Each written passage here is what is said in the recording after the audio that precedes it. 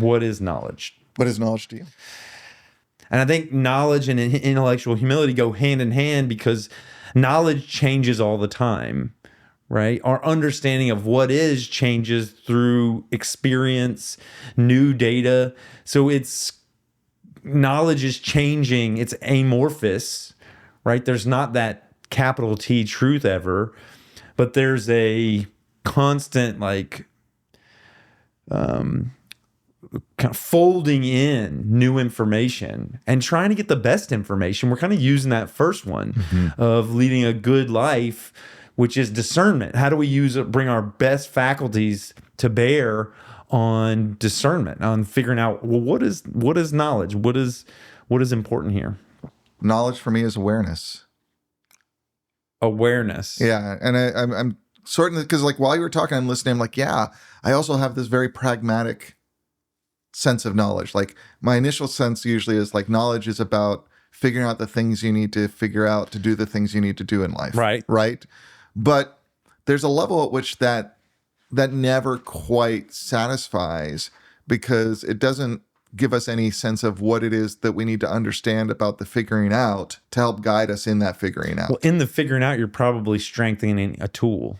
Right. And that tool is awareness. Is awareness. Right. I agree with that. And awareness of what? Awareness of the world around us. In a kind of external knowledge. And self. And of ourselves in a kind of internal knowledge. Yes. Yeah. I agree with that one.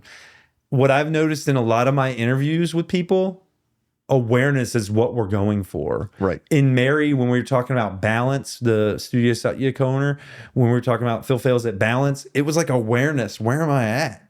With looking for intuition or all that stuff is awareness.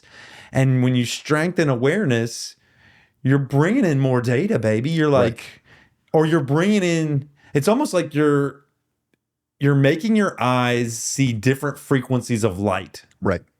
No, I think that's true. It's bringing attention to the things that need attention, bringing the structures of organizing the data as it comes in. And more fidelity. Right, and more fidelity.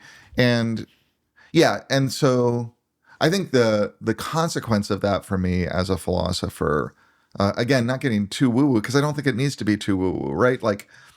Is when I look at, for example, the Buddhist philosophical tradition, one of the strengths of that tradition is its understanding of reason, not as something to just represent on the page, but as something that we train ourselves in, through real cognitive training and meditation.